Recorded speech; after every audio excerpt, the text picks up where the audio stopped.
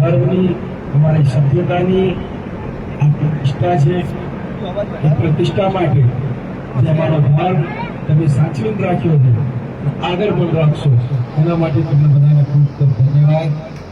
આવા શુભ પ્રસંગે થોડુંક બે વાતો બોલીશ. તમે બધા હવે આ વડીલો અમારા ધર્મને સાચવું, અમારા રાષ્ટ્રને સાચવી છે. હવે બે વસ્તુઓ આપણી બગડી રહી છે. એ વસ્તુ બે વસ્તુઓ માટે આપ આ યુવા સમાજને, યુવા ધર્મને માર્ગદર્શન કરો.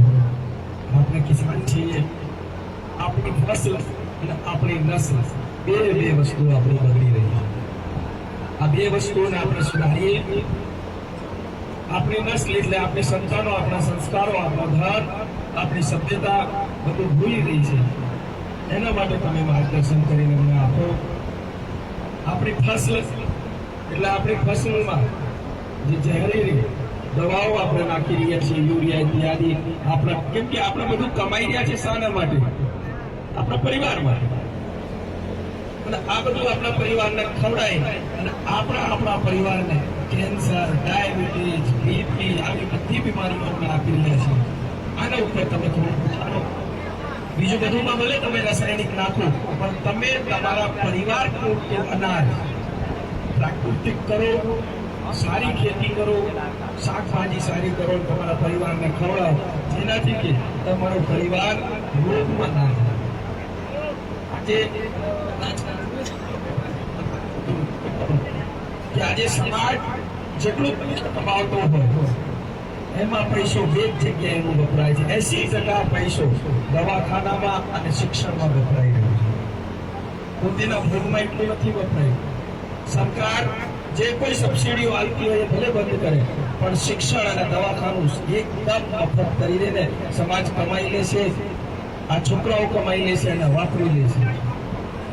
કારણ કે શિક્ષણ અને ચિકિત્સા એ સમાજને જેટલું મફત હોય સારામાં સારું. આજે અમે જોઈએ છીએ કરોડો રૂપિયા આલીને ડોક્ટર બને છે, પછી કરે શું? એને બધું જોઈએ. એના માટે આપણી સંતાનોને સારા સંસ્કારો, શિક્ષણો આલીએ, સારી વસ્તુઓ એને આલીએ અને આપણા ધર્મ પ્રત્યે આપણે જાગૃત રહીએ.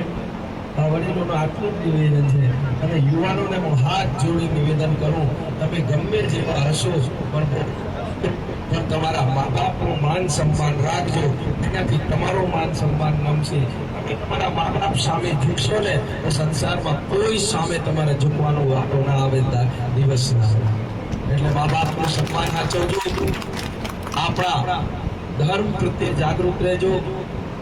આ થોડીક ફસલમાં અને નસલમાં જે ઘણી બધી ખામીઓ છે એને સુધારજો.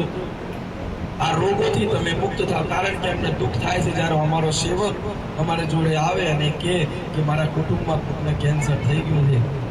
જેને કોઈ વ્યસન નથી એના કેન્સર થઈ ગયું. કારણ શું? યુરિયા, ડીએપી ખતરો થાય. તમે વિચારતા સાત્વિક ભોજન, ઘરનું ભોજન કરીએ છીએ, પરંતુ તમારા ગાય ભેંસમાં પણ આ બધું આવી ગયું છે.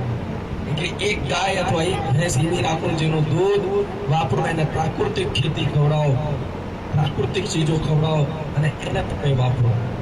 તમારા પરિવારને આ માતાજી સ્વસ્થ રાખે, સુખી રાખે અને ખૂબ આનંદિત રાખે. કારણ કે અમે પીડામાં એટલે છીએ, અમે બધા રાજ્યો ફરીએ છીએ. હરિયાણા, પંજાબની દુર્દશા જોઈ લીધી કે એમાં ઘરે ઘર કેન્સર ફેલ્યું. હવે આપણું વારું છે. કારણ કે ગુજરાતમાં આપણા બનાસકાંઠામાં વધારે યુરિયાઓ વપરાય છે. એટલે આના માટે આ બધા ચિંતિત થાઓ. આપ બધા શિક્ષણ પ્રત્યે ખૂબ જાગૃત થઈ, સંતાનોને ખૂબ ભણાવો. કારણ કે આવનાર સમય માત્ર શિક્ષણનું હશે. શિક્ષિત હશે તે પ્રગતિ કરશે. જેટલી ધારો એટલી પ્રગતિ કરી શકો. કારણ કે અત્યારે અમે એક એવા જગ્યા ફરીને આવ્યા છીએ કે જ્યાં કોઈ વસ્તુ નથી ઉત્પાદન થતી, બધું આપણા દેશમાંથી જાય છે.